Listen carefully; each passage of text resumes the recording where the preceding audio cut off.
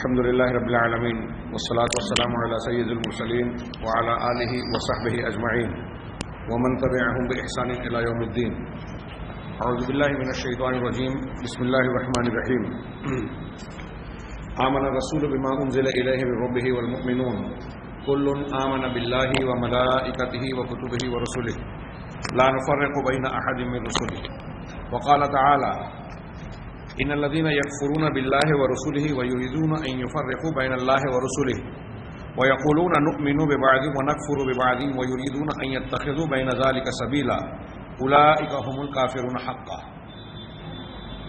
محترم حاضرین، ہم لوگوں نے ایمان کی 6 بنیادوں میں سے اب تک 3 بنیادوں پر گفتگو کی بطور درس کے اس کتاب بریق الجمان کے پس منظر میں کی روشنی میں اب ہم ایمان کی 4تھی بنیاد اور 4تھے رکن ایمان بالرسل میں داخل ہو رہے ہیں. اس میں کئی نکات قابل بحث ہیں اور ایمانیات میں سے یہ معاملہ رسولوں پر ایمان والا معاملہ کسی قدر تفصیل کا متقاضی ہے. خود صاحب کتاب نے اس میں چند فصول اور مباحث کا عنوان دے کر الگ الگ چیزوں پر گفتگو کی ہے. عناوین کا میں ذکر کروں جس سے آپ یہ اندازہ لگائیں کہ آئندہ کئی ہفتوں میں یہ بحث چلے گی انشاءاللہ. اس میں کتنی اہم گفتگو اور ہمارے دین کی بنیادی باتیں جن کا جاننا ہر مسلمان مرد اور عورت کے لیے ضروری ہے وہ چیزیں آئے گی. صرف عناوین کا میں تذکرہ کروں اور آج ہم اس میں پہلے عنوان سے متعلق گفتگو کریں گے. پہلے 5 فصلیں ہیں جس میں پہلی فصل ہے رسولوں پر ایمان کا معنی کیا ہے. ہم جب یہ کہتے ہیں کہ رسولوں پر ایمان لانا چاہیے تو اس سے مراد کیا ہے، کیا مطلب ہوتا ہے ایمان لانے کا ان پر. دوسری فصل نبوت کے دلائل. ہم جب نبی مان رہے ہیں تو جن کو سچا نبی مان رہے ہیں تو یہ بات ہمیں معلوم ہونی چاہیے کہ ان کے سچے نبی ہونے کی بہت ساری دلیلیں موجود ہیں. ایسی دلیلیں جو ان کو اللہ تبارک و تعالیٰ کا سچا رسول ثابت کرتی ہیں، اور اس کے بالمقابل ہم ایسے کسی بھی مدعی نبوت کو نہیں مانتے جو صرف دعویٰ کرے اور اس کے دعوے کی کوئی دلیل نہ ہو.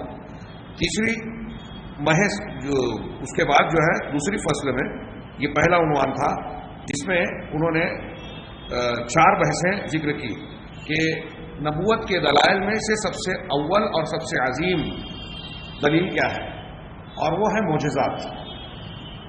معجزات میں انہوں نے عنوان ہی میں تذکرہ کیا کہ قرآن کریم جو اللہ تعالیٰ کا اللہ کے رسول صلی اللہ علیہ وسلم کا معجزہ ہے اس پر کچھ تفصیلی گفتگو کی جائے گی. پھر دوسری بحث ہے نبوت کے دلائل میں جو اس کے معجزات کے علاوہ بہت ساری چیزیں دلائل نبوت کے طور پر بیان کی جا سکتی ہیں، اس میں سے کچھ کا تذکرہ ہوگا. تیسری بحث دلائل نبوت اور جادوگروں اور کاہنوں کی جو خوارق چیزیں شعبدے بازی ہوتی ہے ان کے اندر کیا فرق ہے. ایک چیز جو نبی پیش کرتا ہے کہ عام حالات سے ہٹ کر خرق عادت جس کو ہم معجزہ کہتے ہیں، اور ایک جادوگر اور کاہنین وغیرہ پیش کرتے ہیں، ان میں کیا فرق ہے، ایک بحث یہ ہوگی انشاءاللہ. اسی طریقے سے اولیاء کی کرامات اور جادوگروں اور شعبدہ بازی یا ان کی کرشمہ سازیوں کے درمیان کیا فرق ہے، ایک بحث اس پر ہوگی. اس کے بعد تیسری فصل جو ہے اس میں انبیاء کرام علیہم الصلوۃ والسلام کی عصمت. ہم جو کہتے ہیں کہ انبیاء کرام معصوم ہوتے ہیں، خطا اور نسیان سے یا گناہوں سے پاک صاف ہوتے ہیں، اس پر گفتگو ہوگی. پھر ایک فصل ہے اس بات پر کہ تمام انبیاء کرام علیہم الصلوۃ والسلام جو اللہ تبارک و تعالیٰ کے انبیاء ہیں، سچے رسول، ان سب کا دین بنیادی طور سے ایک ہی ہے، یہ ایک بحث ہے. پھر رسول اللہ صلی اللہ علیہ وسلم کی خصوصیات کیا ہیں، کچھ ایسی خصوصیات جو آپ کو دوسرے انبیاء سے اور دوسرے لوگوں سے ممتاز کرتی ہے، اس کا تذکرہ. اور اس میں 2 بحثیں ہوگی. ایک تو دوسرے انبیاء کرام علیہ الصلوۃ والسلام کے مقابلے میں آپ کو جو خصوصیات دی گئیں، ایک بحث یہ ہوگی. اور دوسری بحث یہ ہوگی کہ آپ کی امت سے آپ کو کچھ الگ چیزیں بطور ایک خصوصیت کے عطا کی گئی، اس کا تذکرہ ہوگا انشاءاللہ. آئیے اس میں ہم ایمان بالرسول کی پہلی بحث کو شروع کرتے ہیں. سب سے پہلی بحث کہ رسولوں پر ایمان لانے کا معنی کیا ہے؟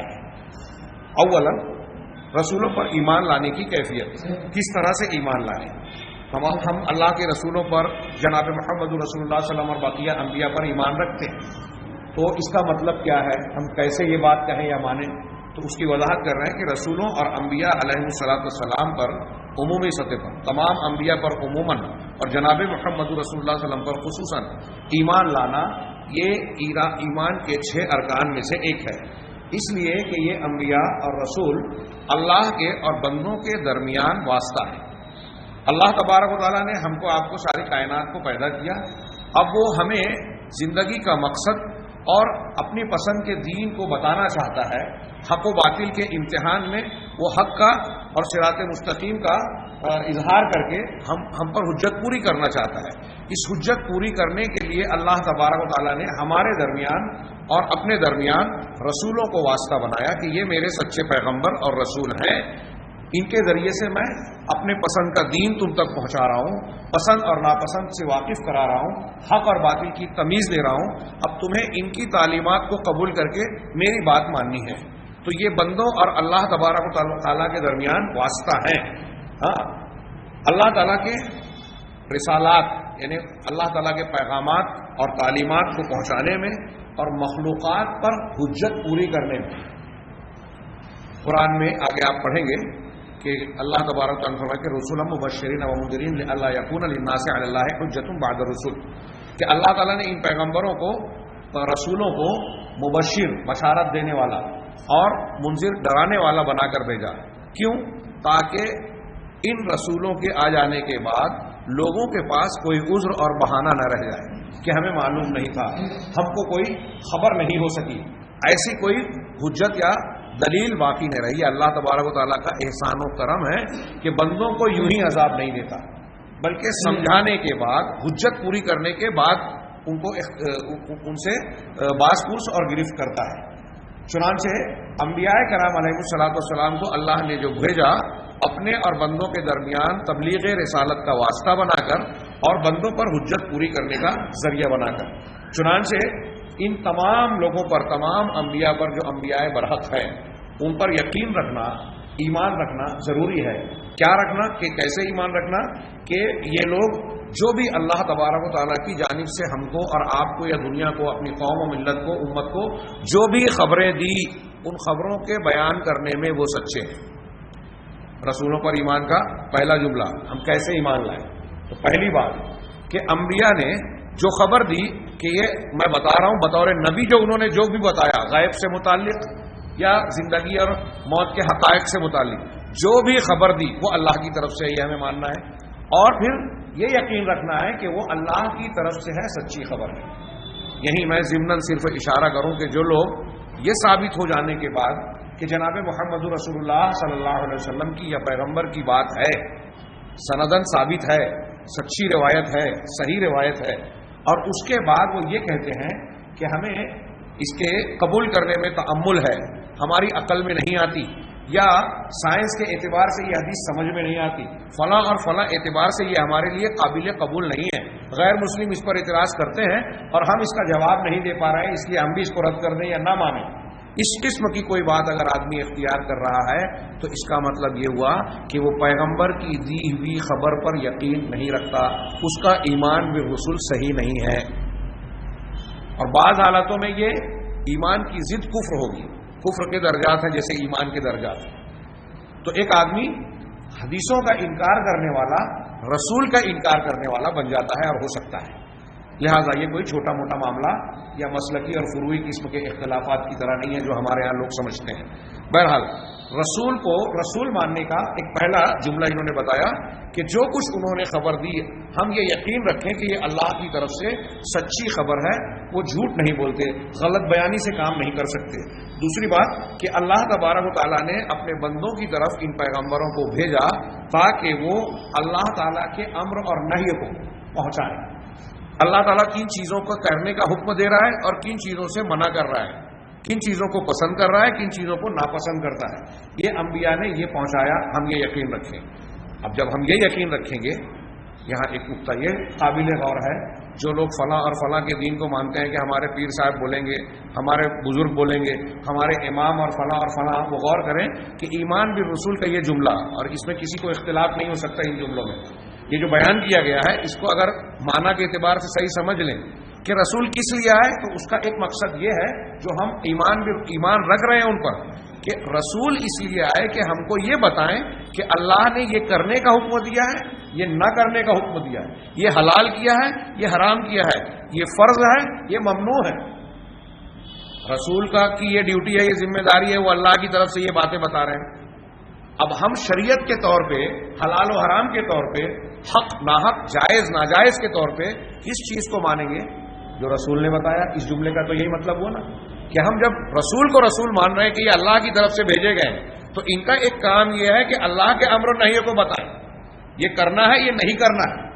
اب رسول کی بات کو چھوڑ کر اگر کوئی یہ کہے کہ میں تو وہ بات مانوں گا جو میرے پیر صاحب کہیں گے، وہ جس کا حکم دیں گے کروں گا، جس سے منع کریں گے رک جاؤں گا، میں وہ بات کہوں گا جو میرے مسلک میں، میرے امام کے قول میں، ان کے اجتہاد میں جس کو جائز اور صحیح کہا گیا ہے اس کو قبول کروں گا، جس سے منع کیا ہے انہوں نے اس سے رک جاؤں گا۔ اگر کوئی یہ کہتا ہے تو کیا وہ ایک معنی میں اپنے امام کو، اپنے پیر کو، اپنے بزرگ کو، جس کو بھی یہ درجہ دے رہا ہے، وہ رسول کا مقام نہیں دے رہا ہے؟ جن کو اللہ نے رسول نہیں بنایا آپ اس کو رسول کا مقام دے رہے ہو، اس کا مطلب آپ شریعت ساز بنا رہے ہو، اس کو وحی کا علم بردار بنا رہے ہو۔ جس درجے کا آپ مان رہے ہو اس درجے کا آپ رسول کا مقام اسے عطا کر رہے ہو۔ یہ اللہ کے نبی صلی اللہ علیہ وسلم کی بے عزتی یا آپ کو، آپ کے مقام کو نہ دینا ہے، اور جو آپ سے کمتر درجے کا امتی ہے اس کو اللہ کے رسول صلی اللہ علیہ وسلم کے درجے میں بٹھانا ہے۔ یہ کوئی چھوٹا موٹا معاملہ نہیں ہے، ایک اصولی بات ہے اور ہمارے ایمان سے تعلق رکھنے والی بات ہے۔ آپ غور کیجئے، اگر یہ ایمانیات ہماری درست ہو جائے تو آج مسلمانوں میں موجود اتنے اختلافات کا یوں ہی خاتمہ ہو جائے۔ ہمارے یہاں لوگ کہتے ہیں ایمان کمزور ہے اس لیے ہم پر مصیبتیں آ رہی ہیں، ایمان ہمارا صحیح نہیں ہے اس لیے یہ باتیں بالکل صحیح، لیکن جتنے لوگ یہ کہتے ہیں وہ ایمان کا معنی و مفہوم نہ سمجھتے ہیں نہ سمجھاتے ہیں۔ یہ ساری باتیں کرنے والے ایسے کتنے لوگ اور گروہ آج پائے جاتے ہیں جو رسول کی تعلیم آ جانے کے باوجود، قرآن و حدیث، اللہ کے نبی صلی اللہ علیہ وسلم کا عمل تعامل آ جانے کے باوجود کہ آپ نے یہ حلال کیا، یہ حرام کیا، اس کو ماننے کے لیے تیار نہیں ہے۔ کہتے ہیں کہ بھائی ٹھیک ہے نبی کی حدیث تو یہ ہے لیکن ہمارے امام کا مسلک یہ ہے۔ جو لوگ بھی یہ سنیں میری بات، غور کریں کہ آپ کو ایسا لگ رہا ہوگا کہ میں کسی پر تان و تشنیع کر رہا ہوں، لیکن اگر یہ حقیقت ہے تو یہ کتنی سنگین بات ہے۔ جو لوگ اس مرض میں گرفتار ہیں وہ اپنے آپ کو بیمار سمجھ بھی نہیں رہے ہیں۔ اللہ تبارک و تعالیٰ کے رسولوں پر ایمان لانے کا جو معنی میں بیان کر رہا ہوں یہ کتاب میں اور دوسری بہت ساری کتابوں میں، اور ان علماء کی کتابیں چھوڑیے، قرآن و حدیث سے یہ چیز ثابت ہے۔ اس میں کوئی اختلاف کی میں سمجھتا ہوں گنجائش نہیں ہے۔ کوئی اختلاف کرے تو وہ ہٹ دھرم ہی ہوگا، وہ جسارت کرنے والا ہی ہوگا اللہ کے جناب میں۔ یہ جو میں کہہ رہا ہوں کہ ہم یہ یقین رکھیں رسول پر ایمان لانے کا مطلب ہم محمد صلی اللہ علیہ وسلم کو اللہ کا رسول مانتے ہیں، اشہد ان محمد رسول اللہ، یہ کلمہ پڑھا ہم نے، شہادتین کا دوسرا جز، تو اس کا مطلب ایک یہ ہے کہ ہم یہ کہہ رہے ہیں کہ محمد اللہ کے رسول ہیں۔ اس کا مطلب دین اور شریعت کے نام پہ ہم جو بھی لیں گے محمد صلی اللہ علیہ وسلم سے لیں گے، کیونکہ محمد صلی اللہ علیہ وسلم کو یہ مقام حاصل ہے اور ہم یقین کر رہے ہیں، یہ گواہی دے رہے ہیں کہ وہ رسول ہیں، یعنی اللہ کی طرف سے دین پہنچانے والے وہ ہیں۔ اب جو دین پہنچانے والا ہے اس کو چھوڑ کر کسی اور کی بات یہ لیں اور دنیا کی عذر و بہانے پیش کریں کہ رسول کی حدیث کو انہوں نے ہم سے بہتر سمجھا تھا اور فلاں وجہ ہے۔ ٹھیک ہے، ان کی سمجھ، ان کی فقہ، ان کا اجتہاد، ان کا مقام درجہ اونچا ہو سکتا ہے، لیکن جناب محمد رسول اللہ صلی اللہ علیہ وسلم کے درجے کے برابر نہیں ہو سکتا۔ اگر کوئی قول امام، قول پیر، قول بزرگ، دادا پردادا اور فلاں کا قول یا عمل ہم کو پتہ چلے کہ یہ ایسا ہے اور اس کے بالمقابل حدیث رسول معلوم ہو کہ رسول اللہ صلی اللہ علیہ وسلم کی حدیث اور آپ کا فرمان یہ ہے جو صحیح حدیث ہے، قابل قبول حدیث ہے، اور یہ دونوں میں ٹکراؤ ہے، تو ایسے طور پر ایمان بالرسول، رسولوں پر ایمان لانے کا تقاضا یہ ہے کہ دوسرے کی بات کو چھوڑ دیا جائے اور رسول کی بات کو لیا جائے۔ یہ جو میں کہہ رہا ہوں یہ رسول کی تعلیم ہے، قرآن کا حکم ہے، تمام صحابہ کرام کا مسلک یہی ہے، تمام تابعین کا مسلک یہی ہے، تبع تابعین کا مسلک یہی ہے، امام ابو حنیفہ، امام شافعی، امام مالک، امام احمد رحمہم اللہ، تمام اماموں کا مسلک یہی ہے، تمام محدثین کا مسلک یہی ہے۔ لیکن آج بہت سارے ان سب کو ماننے کا دعویٰ کرنے والے لوگوں کا یہ مسلک نہیں ہے۔ زبان سے وہ کتنا بھی کہیں رسول کا دامن نہیں چھوڑیں گے، یا ہم رسول اللہ صلی اللہ علیہ وسلم پر ایمان لاتے ہیں، کلمہ پڑھتے ہیں محمد رسول اللہ کا، لیکن جب اختلاف کی بات آتی ہے، ان کا مسلک، ان کے امام کا قول اور رسول اللہ صلی اللہ علیہ وسلم کی حدیث میں ٹکراؤ نظر آتا ہے، تو ہم اکثر دیکھتے ہیں کہ 99% لوگ جو کسی مسلک سے وابستہ ہیں وہ اپنے امام اور مسلک کی بات لیتے ہیں، حدیث کو چھوڑ دیتے ہیں۔ میں بہت ہی واضح الفاظ میں کہنا چاہتا ہوں کہ جو لوگ ایسا کر رہے ہیں ان کے ایمان بالرسول میں، دین کے ایمان کی بنیاد میں خامی ہے، خلل ہے، یہ درست کیجیے۔ ہمارے ایمان کی بنیادیں، میں عرض کر رہا ہوں کہ صحیح ایمان اگر ہم نے اختیار کر لیا تو ہمارے بہت سارے اختلافات بھی ختم ہوں گے اور مسائل حل ہو جائیں گے۔ تو دوسرا جملہ انہوں نے کہا، اسی طریقے سے رسول کی ذمہ داری یہ تھی، یا رسولوں نے اللہ کی طرف سے جو ہم تک پہنچایا، ہم جو ایمان کے رسول کہہ رہے ہیں کہ اللہ تبارک و تعالیٰ کے جتنے وعدے ہیں اور جتنی وعیدیں ہیں، وعدے انعامات کے وعدوں کو کہا کہ اگر تم ایسا ایسا نیک کام کرو گے تو اللہ تمہیں جنت دے گا، ایسے باغات دے گا جن کے نیچے نہریں جا رہی ہیں، قرآن میں ہے، حدیثوں میں ہے کہ اللہ تبارک و تعالیٰ فلاں اور فلاں کو اجر عظیم سے نوازے گا، یہ وعدے ہیں۔ اور اگر کوئی فلاں فلاں گناہ کرتا ہے، کوئی سود کھائے گا، چوری کرے گا، شرک کرے گا، والدین سے کی نافرمانی کرے گا، تعلقات میں جو ہے درار ڈالے گا، لوگوں کے لگائی بجھائی والا، تو اس کو ایسا ایسا عذاب ملے گا، یہ وعید ہے، دھمکی ہے۔ تو ہم یہ مانتے ہیں کہ اللہ کے انبیاء کا ایک کام یہ تھا کہ اللہ کی طرف سے امر و نہی کو کیا کرنا ہے، کیا نہ کرنا ہے، اور کرنے اور نہ کرنے کی شکل میں کیا انجام ہونے والا ہے، یعنی اللہ کا اس عمل پر کیا وعدہ ہے اور کیا وعید ہے، کیا انعام دینے والا ہے، کیا سزا دینے والا ہے، یہ ان لوگوں نے بتایا۔ اور اللہ تبارک و تعالیٰ نے، ہم رسولوں کے بارے میں یہ بھی یقین رکھتے ہیں کہ وَأَيَّدَهُم بِالْمُعْجِزَاتِ الْبَاهِرَاتِ، اللہ تبارک و تعالیٰ نے اپنے سچے رسولوں کی واضح اور کھلے ہوئے معجزات کے ذریعے سے تائید کی، ان کی تقویت کو پہنچائی اور یہ دنیا کے سامنے پیش کیا کہ یہ سچے رسول ہیں، واضح معجزات کے ذریعے سے اور روشن دلیلوں اور آیتوں کے ذریعے سے۔ فمن ثبت تعینہ وجب الایمان بہ تفصیلا، اب جس کا نام کے ساتھ متعین کر کے اللہ تعالیٰ نے بتایا کہ یہ میرے پیغمبر ہیں، یعنی جس نبی اور پیغمبر کو نام کے ساتھ وضاحت ہو گئی کہ یہ اللہ کے پیغمبر ہیں، تو تفصیلی طور پر اس پر ایمان لانا ضروری ہے۔ جیسے موسیٰ علیہ السلام، عیسیٰ علیہ السلام، نوح علیہ السلام، ان کے نام کے ساتھ ان کے کچھ واقعات قرآن نے اور حدیثوں نے بیان کیا ہمارے ساتھ، تو اب جو کچھ بیان کیا گیا ان کے ساتھ میں ہم ان کی تفصیل کو مانتے ہیں۔ تو جن کی تعین کر کے اللہ اور رسول نے بتا دیا کہ یہ رسول ہے، نوح علیہ السلام، حضرت ہود علیہ السلام، حضرت صالح علیہ السلام، شعیب علیہ السلام، یہ نام لے کر تفصیل کے ساتھ بتایا تو ہم اس کی تعین کے ساتھ ایمان لا رہے ہیں، اس کو ایمان تفصیلی کہتے ہیں۔ کچھ انبیاء ایسے ہیں کہ ہم نے بنی اسرائیل کی طرف بہت سارے انبیاء کو بھیجا اور فلاں کی طرف بھیجا، قرآن و حدیث میں کہا گیا، تو ہم بغیر تعین اور تفصیل کے جو ایمان لاتے ہیں وہ اجمالی ایمان ہے کہ اللہ نے جیسا کہا ویسا مانتے ہیں۔ یہی یہ اشارہ بھی ہو گیا، گزشتہ درس میں میں نے جیسے اللہ کی کتابوں کے بارے میں کہا تھا کہ جن کتابوں کا نام قرآن و حدیث میں ہم ان کو نام کے ساتھ مانتے ہیں، جن کے نام کا تذکرہ نہیں ہے کھینچ تان کر کے کسی بھی کتاب کو اللہ کی کتاب ثابت کرنے کی کوشش نہیں کرتے اور ہم مانتے بھی نہیں، نام پر ماننا ہم اس کے مکلف ہیں، پابند ہیں۔ اسی طرح انبیاء کی بات، کچھ لوگ انبیاء کے بارے میں بھی یہ کہتے ہیں۔ میں نے ایک صاحب کو سنا، وہ کہنے لگے کہ میں کچھ دلتوں سے میری بات چیت ہوئی تو گفتگو انہوں نے کہا کہ ہمارے قرآن میں گوتم بدھ کا بھی ذکر ہے۔ میں نے پوچھا بھائی کہاں ہے؟ انہوں نے پوچھا کہاں ہے، تو انہوں نے وزلقف والی آیت کو کہا، ان کے بارے میں تفسیروں میں جو بیان اور وضاحت آئی ہے اس کو دیکھ کر ایسا لگتا ہے کہ وہ گوتم بدھ ہی رہے۔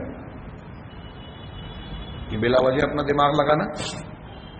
اب اگر آپ گوتم بدھ کی تفصیل پڑھیں، ان کے مذہب کی تعلیمات معلوم کریں، تو وہاں یہ بہت بڑا اختلاف ہے بدھسٹ مذہب میں کہ گوتم بدھ اللہ کو، الہ کو مانتے تھے کہ نہیں مانتے تھے۔ ایک گروہ کہتا ہے کہ وہ مانتے ہی نہیں تھے، اور ایک گروہ کہتا ہے کہ نہیں مانتے تھے۔ مولانا ابوالکلام آزاد نے کہا کہ یہ اختلاف گوتم بدھ کے ماننے والوں میں ہے ہینیان منیان ایسا کچھ دو بنیادی فرقہ ہے ان کے یہاں. ایک کہتا ہے مانتے تھے، ایک کہتے نہیں مانتے تھے. شروع میں بعض روایتیں ایسی ہے کہ وہ الہ اور خدا کو ماننے والوں کا مذاق اڑایا کرتے تھے، کہتے ہیں بعد میں ماننے لگے. جو بھی ہو، مولانا آزاد کہتے ہیں کہ وہ الہ کو نہیں مانتے تھے، یہ بات سمجھ میں نہیں آتی. زیادہ بات یہ سمجھ میں آتی ہے کہ الہ کو مانتے تھے لیکن الہ کی صفات کو ماننے کے سلسلے میں وہاں اختلاف ہے، وہ نہیں مانتے تھے. صفات الہی کے بارے میں وہاں گڑبڑ ہے. تو جو بھی ہو، ان تفصیلات کو اگر سامنے رکھا جائے تو کیا پیغمبر سے متعلق یہ باتیں کہی جا سکتی ہیں جو گوتم بدھ سے متعلق مشہور ہیں؟ کچھ لوگ زرتش کو، ابھی ہمارے یہاں کچھ لوگ پیدا ہو گئے، سلمان حسینی صاحب نے ایک کلپ آئی ان کی، موجودہ ہندوستانی ماحول میں انہوں نے یہ کہنے کی کوشش کی کہ رام چندر جی بھی جو ہے پیغمبر رہے ہوں گے، اور اس قسم کی باتیں. ہمارے سامنے جب اس کی کوئی دلیل موجود نہیں ہے قرآن و حدیث سے تو ہم اس کو قبول نہیں کر سکتے، اور نہ ہم اس کو ماننے کے مکلف اور پابند ہیں. ایسا کرنا دین میں زیادتی کے مترادف ہے. یہ ہمارے ایمان کا حصہ ہے.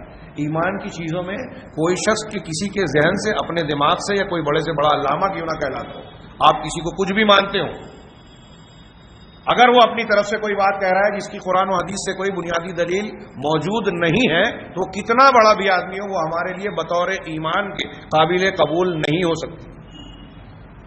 پنڈت رام چندر جی کے بارے میں نے بتایا کہ کچھ ہندوؤں میں اختلاف ہے کہ وہ پیدا ہوئے تھے کہ نہیں ہوئے تھے. محققین ہندو کہتے ہیں کہ والمیکی کی جو رامائن ہے وہ تصوراتی اور خیالی ہے، حقیقی ہے ہی نہیں. جس کے وجود اور پیدائش کے بارے میں ہی اختلاف ہو، آپ اس کو نبی ثابت کرنے کی کوشش کریں. یہ اللہ کا دین کوئی ایسا نہیں ہے کہ آپ یکجہتی کے نام پر یا دنیا کی کسی مصلحت کے نام پر اس کی بنیادوں میں تبدیل کرتے پھریں. آپ کی جو بھی مصلحت ہے شریعت کے دائرے میں رہ کر اس کی تعلیمات کی بنیادوں کو قائم رکھتے ہوئے آپ مصلحتوں کو اختیار کیے جائے ممکن ہے. اور آپ کے اندر یہ صلاحیت نہیں ہے تو بلا وجہ کیوں بڑے بنتے ہیں؟ آپ کی کیا ضرورت ہے کہ آپ لیڈرشپ پہ بیٹھیں؟ جب ڈرائیونگ آتی نہیں تو ڈرائیونگ سیٹ پہ نہیں بیٹھنا چاہیے آدمی کو. لیکن کچھ لوگوں کو خبط ہے ہمارے یہاں کہ وہ مقام نہیں ہے لیکن اس مقام پہ اپنے آپ کو پیش کرتے ہیں، الٹی سیدھی رہنمائی کرتے ہیں، اور خود تو گمراہ ہوتے ہیں، دوسروں کو بھی کرتے ہیں. تو عرض یہ کرنا ہے، اس میں یہ ایک میں اس کو نازک بات مانتا ہوں، اس لیے اس بات کا 2-3 مرتبہ گزشتہ دروس میں بھی احاطہ ہوا، میں پھر سے ذکر کیا، اور چونکہ یہ جملہ یہاں کا متقاضی ہے کہ جن انبیاء کرام علیہ السلام کی تعیین قرآن و حدیث سے ثابت ہو، ہم تعیین کے ساتھ ان پر ایمان لائیں گے، یعنی ناموں اور تفصیلات کے ساتھ جو قرآن و حدیث نے بتائی. اور جن انبیاء کرام کی تعیین نہیں کی گئی ہے، ان کا نام نہیں بتایا گیا ہے، یا کسی کا صرف صفت کا تذکرہ ہے، تو جیسے ذکر کیا گیا ہے ویسے ہم ایمان لائیں گے. یہ ایمان مجمل کہلاتا ہے. اب یہاں انہوں نے اگلے پیراگراف میں رسولوں پر، صرف جناب محمد رسول اللہ صلی اللہ علیہ وسلم پر نہیں، رسولوں پر ایمان لانے کی کچھ دلیلوں کا تذکرہ کیا. والادلۃ علی وجوب الایمان بالرسول علیہ السلام کثیرہ. رسولوں پر ایمان لانے کی دلیلیں بہت ساری ہیں. منہا، ان میں سے 2-3 دلیلوں کا انہوں نے قرآن کی آیتوں کے ٹکڑوں کا ذکر کیا، جس میں سے ایک میں نے حمد و صلاۃ کے بعد پڑھی تھی. ایک آیت سورہ بقرہ کی، لیس البر ان تولوا وجوہکم، جو ہے اس آیت کا اگلا حصہ، ولکن لیس البر ولکن البر من آمن باللہ والیوم الآخر والملائکۃ والکتاب والنبیین. بلکہ نیکی یہ ہے، اللہ نے کہا کہ جو ایمان لایا اللہ پر، آخرت کے دن پر، فرشتوں پر، کتابوں پر اور نبیوں پر. ان میں 4 چیزوں کا ذکر جن میں اس آیت میں جو کیا گیا 3 کو ہم پڑھ چکے ہیں. چوتھی چیز نبیین، انبیاء پر. دوسری آیت جو سورہ بقرہ کی ہے، سورہ بقرہ ہی کی ہے، سورہ بقرہ کی آخری آیت، کل آمن باللہ و ملائکتہ و کتبہ و رسلہ. آمن رسول کے بعد کہ رسول اور مومنین ایمان لائے. ہر ایک ایمان لایا اللہ پر، اس کے ملائکہ پر، کتابوں پر اور اس کے رسولوں پر. لا نفرق بین احد من رسولہ. اور وہ کہتے یہ ہیں، یہ انبیاء اور مومنین کا شیوا اور شعار یا قول یہ ہے کہ ہم رسولوں کے درمیان تفریق نہیں کرتے، یعنی کچھ رسولوں کو مانے اور کچھ کو نہ مانے.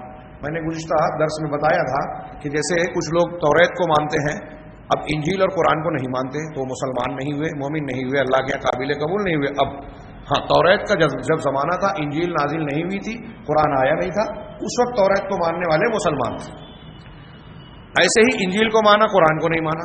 تو اب ایسے ہی رسولوں کی بات لے لیجئے کہ اگر یہودی ہیں تو وہ کہیں گے کہ ہم موسیٰ علیہ السلام کو نبی مانتے ہیں، پیغمبر مانتے ہیں، موسیٰ علیہ السلام سچے رسول، لیکن ان سچے رسول کو ماننے کے باوجود چونکہ وہ حضرت عیسیٰ علیہ السلام پر اور جناب محمد رسول اللہ صلی اللہ علیہ وسلم پر ایمان نہیں لائے، اس لیے وہ مومن نہیں ہوئے، اب ایمان والے نہیں کہلائیں گے، کیونکہ موسیٰ علیہ السلام کے بعد اب حضرت عیسیٰ پر بھی ایمان لانا ضروری ہے۔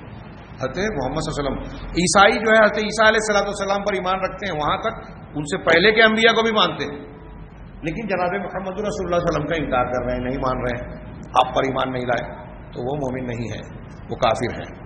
یہاں اسی ضمن میں تذکرہ کروں کہ تمام انبیاء کو اگر ماننے میں کسی ایک رسول کا اگر کسی انسان نے انکار کیا جس کا رسول ہونا ثابت ہے، کسی ایک رسول کا، تو وہ تمام رسولوں کا انکار کرنے والا شمار ہوتا ہے شریعت کی نظر میں، اللہ کی نظر میں۔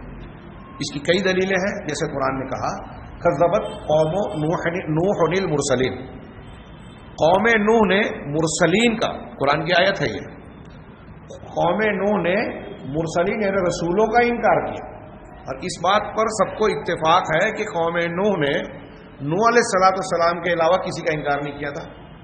آپ زمین میں پہلے رسول تھے، اس سے پہلے جو تھے انبیاء تھے، رسول اور نبی کا فرق آگے پڑھیں گے آپ۔ حضرت آدم، حضرت ادریس، حضرت شیس علیہ السلام اس سے پہلے آ چکے تھے، ان کا انکار قوم نوح نے نہیں کیا تھا، صرف حضرت نوح کا انکار کیا تھا، اور قرآن نے کہا کہ انہوں نے سارے رسولوں کا انکار کیا۔ ایسے ہی قوم ہود اور دوسری قوموں کے تعلق سے بھی قرآن میں کئی جگہ آیتیں موجود ہیں کہ ایک رسول کا انکار کرنے والے کو اللہ تبارک و تعالیٰ نے یہ کہا کہ یہ تمام رسولوں کا انکار کرتے ہیں۔ کیوں؟ ایک رسول کا انکار تمام رسولوں کا انکار کئی اعتبار سے ہے، کیونکہ سارے رسول ایک دوسرے رسول کو سچا مانتے ہیں۔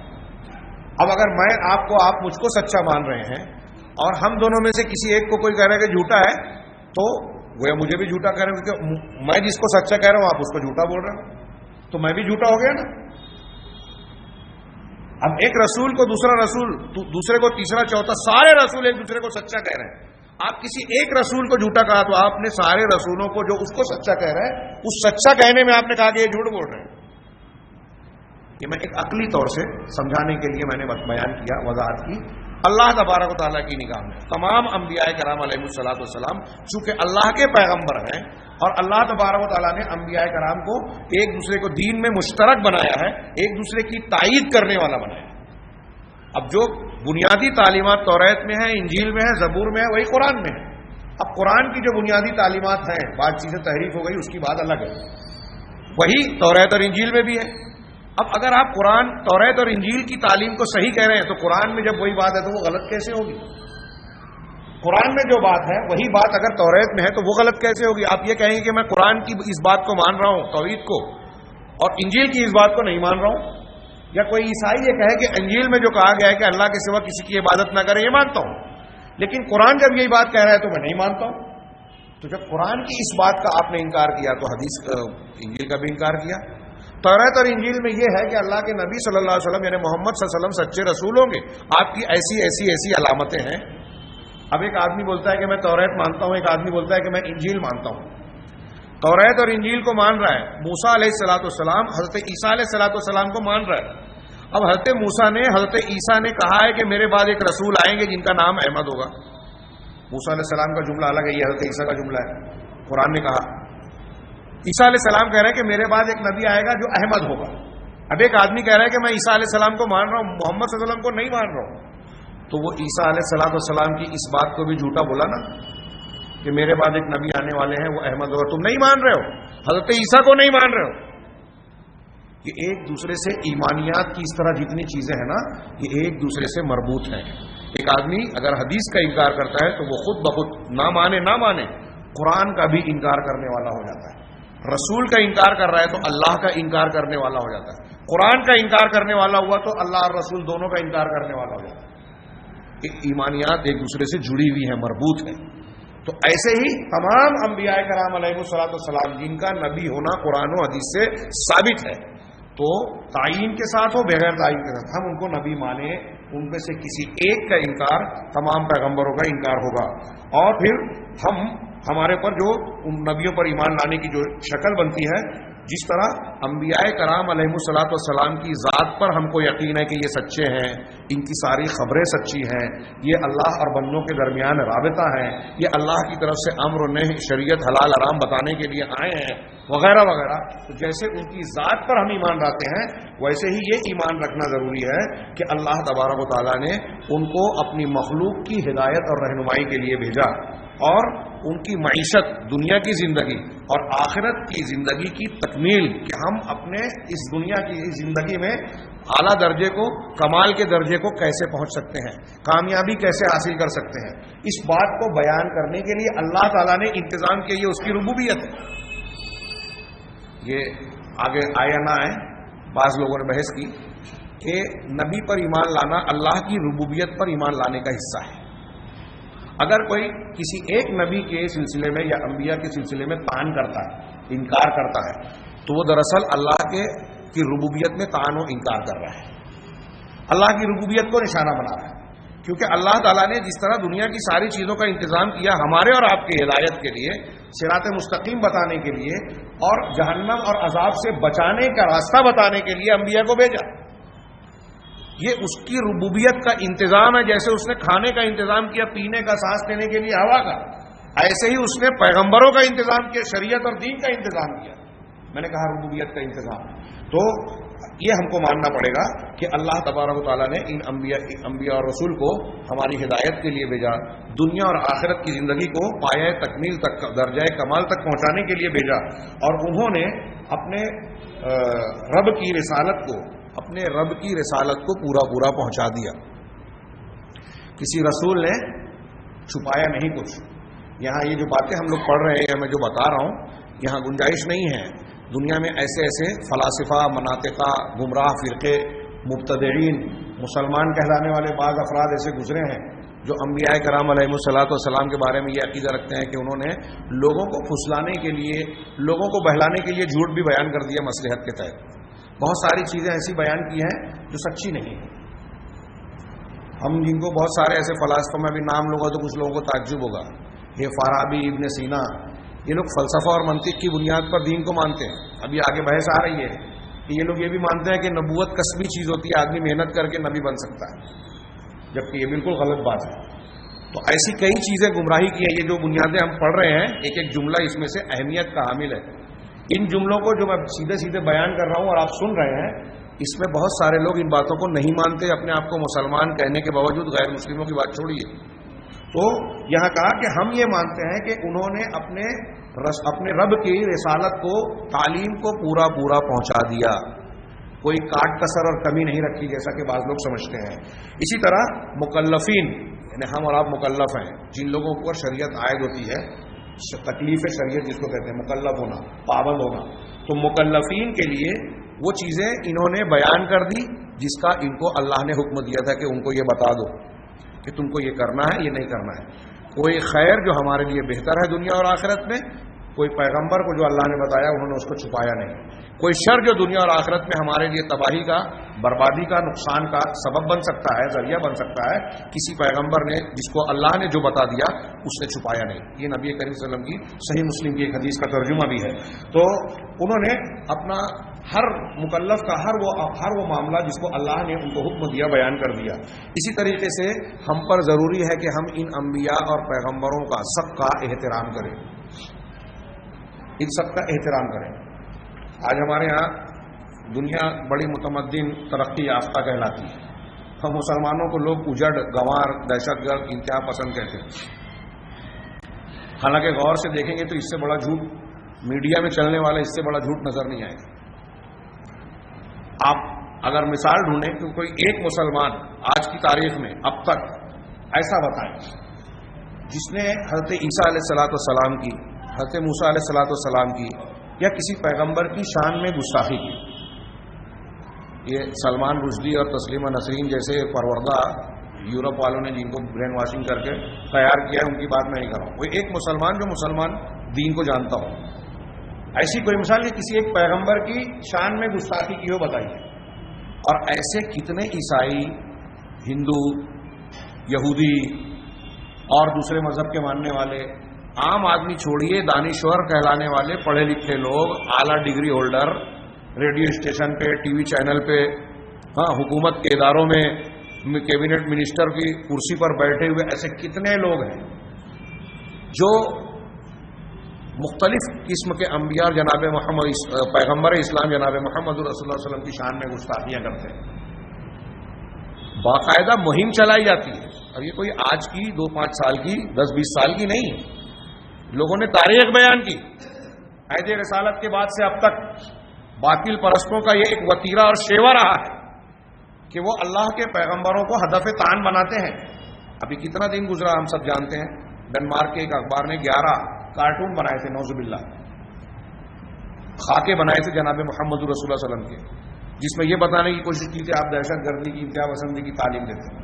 جو دنیا کی پوری انسانی تاریخ میں سب سے زیادہ امن پسندی کی تعلیم دینے والا، معاف کرنے کی مثال پیش کرنے والا، اپنے دشمنوں کو فراخ دلی سے جس نے فتح مکہ کے وقت معاف کیا، لا تثریب علیکم اليوم، آج تم پر کوئی مواخذہ نہیں، جاؤ تم سب آزاد ہو، ایسی کسی کی مثال نہیں پیش کر سکتے. اس کو کہہ رہے ہیں کہ انتہا پسند، اس سے بڑا جھوٹ کیا ہے.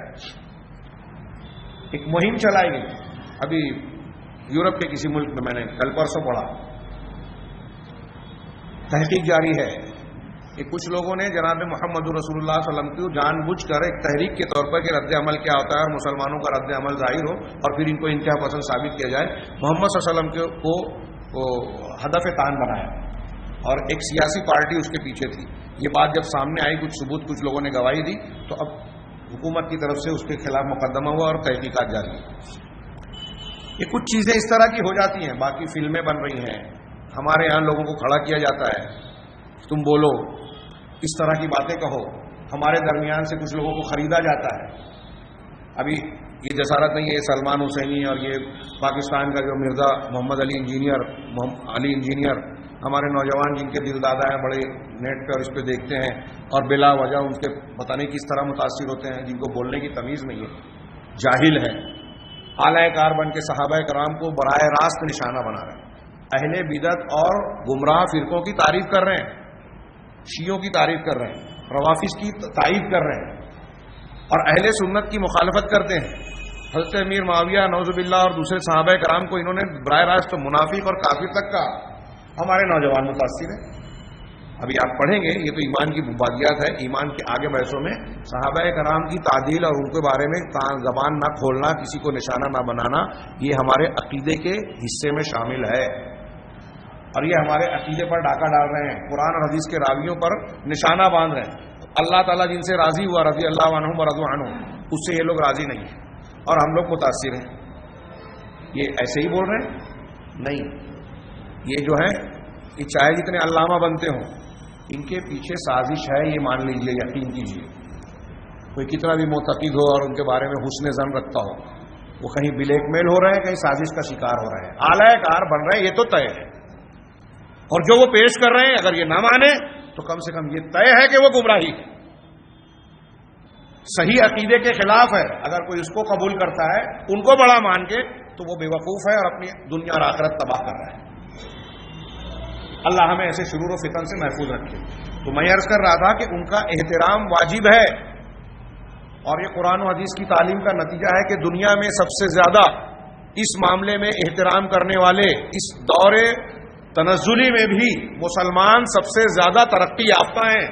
اللہ کے گھر میں بول رہا ہوں، یہ جو بہت انسانیت نواز، انسانیت کے مذہب کو ماننے والے، جدید تہذیب کے علم بردار اور انسانی حقوق کے محافظین، ٹھیکیدار جو بنتے ہیں، آپ دیکھ لیجئے ان کے ہاں، ان کی فکر میں، عمل میں، ان کے قول و فعل میں زبردست تضاد ہے. ایک مسلمان آپ کو نظر نہیں آئے گا جو انبیاء کرام علیہ الصلوۃ والسلام کی بے عزتی کرے جان بوجھ کر. یہ ہمارے یہاں جو بے عزتی ہوتی ہے وہ غلط فکر کی وجہ سے ہوتی ہے کہ اپنے امام کی بات کو رسول کی بات کے آگے بڑھا دیا، یہ بھی بے عزتی ہے، لیکن یہ جہالت میں کر رہے ہیں، اس کو وہ بے عزتی نہیں سمجھ رہے ہیں. وہ یہ سمجھ رہے ہیں کہ امام نے جو بات کہی ہے وہ بھی رسول کی بات ہے، اس لیے رسول کی بات سمجھ کر رسول کے احترام میں ہی مان رہے ہیں، اگرچہ غلط ہے اور ایک طریقے سے حقیقت میں بے عزتی ہوتی ہے، لیکن براہ راست بے عزتی کوئی مسلمان نہیں کرتا. آپ غور کیجیے، اور اس طرح کا کوئی کیس آپ کو پوری دنیا میں نظر نہیں آئے گا. تو کون زیادہ تہذیب یافتہ ہوا ہو، مسلمان یا غیر مسلم؟ میڈیا جو چیختا چلاتا ہے، تو یہ تعلیم ہے اسلام کی، تمام انبیاء کرام علیہ الصلوۃ والسلام کی عزت کی جائے۔ کسی یورپ میں محمد صلی اللہ علیہ وسلم کو نشانہ بنانے والے لوگ پائے جاتے ہیں، یہاں تک کہ عیسائیوں میں ایسے لوگ پیدا ہوئے جنہوں نے حضرت عیسیٰ کی شان میں گستاخی کی۔ یورپ میں اکثر ملکوں میں بلاسفیمی نام کا ایک قانون پایا جاتا ہے، اس کے تحت پہلے پھانسی کی سزا ہوتی تھی، اب عمر قید ہوتی ہے، کہیں کہیں پھانسی شاید ابھی بھی ہے۔ بلاسفیمی کا قانون کیا ہے کہ کوئی حضرت عیسیٰ علیہ السلام کی شان میں گستاخی کرے تو وہ مجرم ہے۔ چونکہ یورپ اور امریکہ کے اکثر ممالک، ان کی اکثریت عیسائی مذہب کو ماننے والی ہے، ان کے اس قانون میں لکھا ہوا ہے، میں اس کو اپنے الفاظ میں ذکر کر رہا ہوں۔ تو جو شخص ایسی گستاخی کرتا ہے تو وہ گویا پورے یورپ یا یورپ کی اکثریت کے لوگوں کا دل دکھاتا ہے، اس لیے وہ سماج اور ملک کے درمیان کے اندر بے چینی پھیلانے والا اور لوگوں کو تکلیف دینے والا ہے، اس لیے اس پر اس قانون کا اطلاق ہوگا، اس کو گرفتار کیا جائے گا۔ پہلے اس کی سزا پھانسی تھی، بعد میں چیخ پکار کر کے اس کو عمر قید۔ لیکن جناب محمد رسول اللہ صلی اللہ علیہ وسلم کی شان میں جب گستاخی کی بات آتی ہے، اور یہی یورپ میں جب یہ کہا جاتا ہے کہ پوری دنیا کے مسلمان کے دل اس سے مجروح ہوتے ہیں، تو کہتے ہیں کہ یہ آزادی اظہار پر ہم پابندی نہیں لگا سکتے۔ ہندوستان میں مہاتما گاندھی جی کو اگر کوئی شان میں گستاخی کرے تو قانون ہے، آپ ایک کسی عام آدمی کی بے عزتی کریں تو وہ حتیٰ کی عزت کا دعویٰ کر سکتا ہے، اور نبی کریم صلی اللہ علیہ وسلم کی حتیٰ کی عزت کا دعویٰ کوئی نہیں کر سکتا۔ یہ اظہار رائے کی آزادی کا ہوا ہے، یہ جدید ترقی یافتہ دور کی جہالت اور جاہلیت ہے، ان کا تضاد ہے۔ ایک طرف وہ جو کہتے ہیں، دوسری طرف اس کے بالکل الٹ بات کہتے ہیں، ان کے یہاں انصاف نہیں ہے۔ یہ انصاف آج بھی مسلمانوں میں جتنا زبردست ملے گا، دنیا کی کسی پڑھی لکھی قوم اور اعلیٰ سے اعلیٰ دعوے کرنے والے لوگوں میں یہ بات نظر نہیں آئے گی۔ تو ہم پر واجب ہے، ایمان بالرسالہ کے تحت ضروری ہے کہ ہم جتنے پیغمبروں کو پیغمبر مانتے ہیں ان سب کا احترام کریں۔ لا نفرق بین احد منہم، ان میں سے کسی کے درمیان تفریق نہ کریں، کسی کے درمیان تفریق کے کسی کو مان رہے ہیں کسی کو نہیں مان رہے، قطعی نہیں۔ ہمارے یہاں صوفیہ کے یہاں ایسے کچھ اقوال پائے جاتے ہیں جو یہ کہتے ہیں کہ بعض اولیاء کا درجہ انبیاء سے اونچا ہے۔ اگر کوئی ایسا کہتا ہے تو اہل علم نے بیان کیا کہ بالاتفاق وہ کافر ہے۔ نبی سے بڑھ کر اگر کوئی غیر نبی کو مانتا ہے درجے میں تو وہ قرآن حدیث کی بے شمار دلیلوں کا انکار کرنے والا ہوگا، کفر والا ہوگا، جو ملت سے خارج ہو جائے گا۔ تو ان پر سب پر ایمان لانا ضروری ہے اور سب کا احترام ضروری ہے۔ ان پہ رسول ہونے کی دلیلیں بیان ہو رہی تھی کہ آمن ولکن البر من آمن باللہ اور کل آمن باللہ وملائکتہ ورسولہ والی آیت ہو چکی تھی۔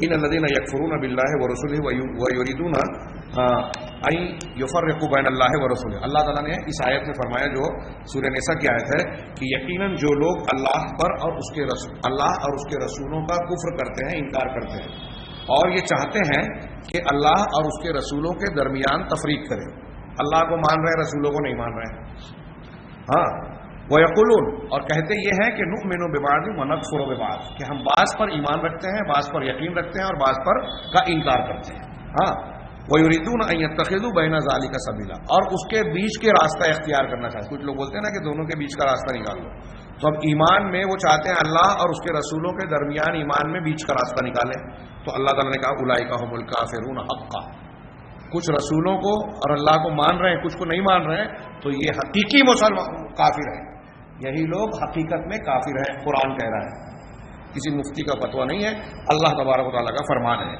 تو ان آیات کریمات میں اور ایسی بہت ساری دوسری آیتیں ہیں جن میں اللہ تبارک و تعالیٰ نے رسولوں پر ایمان لانے کو اللہ پر ایمان لانے کے ساتھ فرشتوں اور کتابوں پر ایمان لانے کے ساتھ ذکر کیا ہے، یعنی جس طرح اللہ پر ایمان لانا ہے اس کے بعد رسولوں، کتابوں، فرشتوں پر بھی ایمان لانا ضروری ہے۔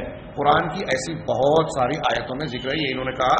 اور اسی طریقے سے اللہ تبارک و تعالیٰ نے ان لوگوں پر جو اللہ پر اور رسولوں پر کے درمیان تفریق کرتے ہیں یا رسولوں میں تفریق کرتے ہیں، ان پر اللہ تبارک و تعالیٰ نے کفر کا فیصلہ فرمایا ہے کہ ایسے لوگ کافر ہیں کہ بعض کو مانتے ہیں اور بعض کو نہیں مانتے۔ یہ پہلا باب ہوا کہ رسولوں پر ایمان لانے کا معنی کیا ہوا۔ دوسری بحث ہے، اختصار کے ساتھ ہی تذکرہ کر دوں کہ نبی اور رسول کے درمیان کیا فرق ہے۔ نبی اور رسول دو لفظ بولے جاتے ہیں. ہمارے یہاں اردو میں عام طور سے لوگ اس فرق کو ملحوظ نہیں رکھتے، لیکن یہ بات تو قرآن و حدیث کی بہت ساری دلیلوں سے واضح ہوتی ہے کہ علماء کے صحیح قول میں یہ ہے کہ رسول اور نبی کے درمیان فرق ہے. یہ کتاب میں ہی موجود ہے، لیکن یہ کیا فرق ہے اس میں علماء کے بہت سارے اقوال ہیں. کچھ نے کوئی فرق بتایا، کچھ نے کوئی فرق بتایا. اس میں سب سے مشہور اور قابل قبول، یعنی جو دل کو لگنے والا قول ہے، صرف اس ایک قول کو نقل کیا. کچھ لوگ بولتے ہیں کہ 30 سے زیادہ اقوال ہیں نبی اور رسول کا فرق بیان کرنے میں. تو سب سے مشہور اور واضح قول یہ ہے کہ جو شخص اللہ تبارک و تعالیٰ کی جانب سے آسمان کی خبر دے اور اسے اس بات کا حکم دیا جائے کہ وہ دوسروں تک تبلیغ کرے تو وہ نبی رسول ہے. دوسروں تک تبلیغ کرے، وہ آسمان کی خبریں دی گئی، مطلب جس کی طرف وحی کی گئی، اور اسے یہ حکم دیا گیا کہ دوسروں تک پہنچائے، تبلیغ رسالت کا کام کرے، تو وہ نبی بھی ہے، رسول بھی ہے. اور جس شخص کو وحی تو دی گئی لیکن دوسروں تک تبلیغ کا حکم نہیں دیا گیا، وہ صرف نبی ہے. اس پہ کچھ لوگ بولتے ہیں، اعتراض کرتے ہیں. تو یہاں اس تعریف سے کیا معلوم ہوا کہ ہر رسول نبی ہے لیکن ہر نبی رسول نہیں. اس کو آسان طریقے سے میں بچوں کو سمجھاتا ہوں کہ ایک آدمی نے اگر 10ویں کی ہے اور ایک نے 12ویں کی ہے، 10ویں کے بعد 12ویں بھی کی ہے. اب ہم سب جانتے ہیں 10ویں کے بعد 12ویں ہوتی ہے. تو اگر کسی نے آپ سے کہا کہ 12ویں کر چکا ہوں تو آپ اسے یہ سوال کریں گے کہ آپ نے 10ویں کی کہ نہیں کی. 12ویں کیا ہے مطلب 10ویں خود بخود کیا ہوا ہے. تو 12ویں کرنے والا 10ویں کیا ہوا ہے. ایسے ہی رسول جو ہے وہ نبی سے اونچا اسٹیپ ہے، اونچا درجہ ہے. تو جو رسول ہے وہ خود بخود نبی بھی ہے، لیکن جو نبی ہے جس نے 10ویں کیا ہے وہ 12ویں میں نہیں ہے. ضروری نہیں ہے کہ اس نے 12ویں کی. یہ ایک سمجھانے کے لیے میں نے مثال دی. اب آگے کچھ لوگوں نے اس پر اعتراض کیا کہ یہ کیسے ہو سکتا ہے کہ ایک نبی کو نبی بنایا گیا اور دوسروں کی تبلیغ کا حکم نہ دیا گیا. عام مسلمان کو اور عام بنی اسرائیل کو کہا گیا تھا کہ جو کتاب تمہیں نازل کی گئی ہے وہ دوسروں تک پہنچاؤ. تو انہوں نے اس اعتراض کو نقل کرنے کے بعد اس کا جواب دیا. میں نے بہت اختصار کے ساتھ اپنے الفاظ میں بیان کرنا چاہ رہا ہوں، اس سے آسان بات ہے اور وقت بھی ہمارے یہاں بڑھ جاتا ہے. تو وہ انہوں نے بتایا کہ یہاں تبلیغ رسالت سے مطلب یہ ہے کہ مخالفین تک پہنچانا. کافروں کو جو تبلیغ کرے، جو رسول آیا اور اس کے مخاطبین میں کچھ ایسے لوگ تھے یا سبھی لوگ تھے جو کافر تھے، ان تک صحیح دین، توحید اور رسالت کو پہنچانا، یہ رسول کا کام ہے.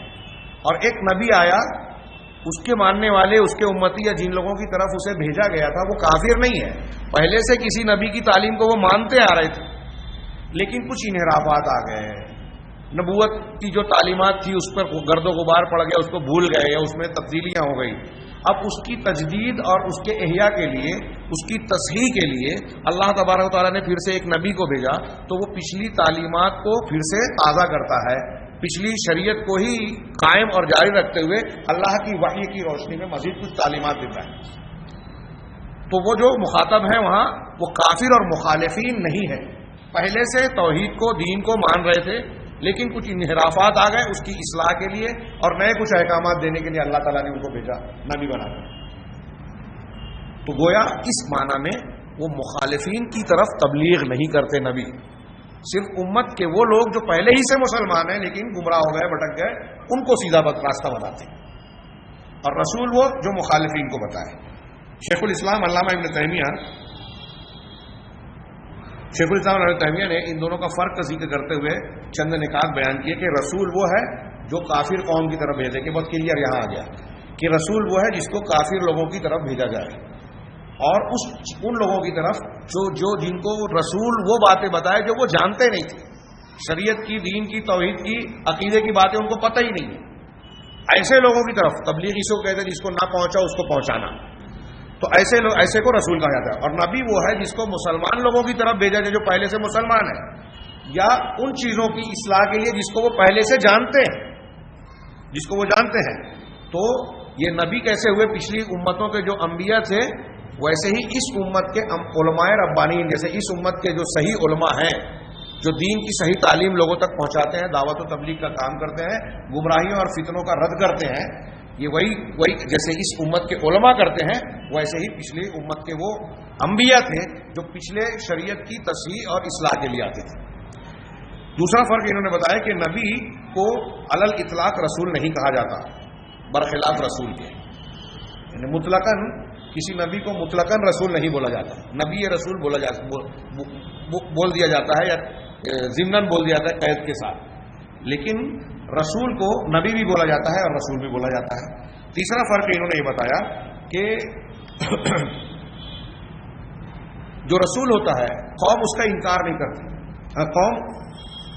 قوم اس کا انکار کرتی ہے. عموماً جو رسول ہوتے ہیں قوم ان کے منکر ہوتے ہیں، اختلاف کرنے والے، انکار کرنے والے ہوتے ہیں، اس لیے کہ وہ مخالفین کی طرف بھیجے جاتے ہیں.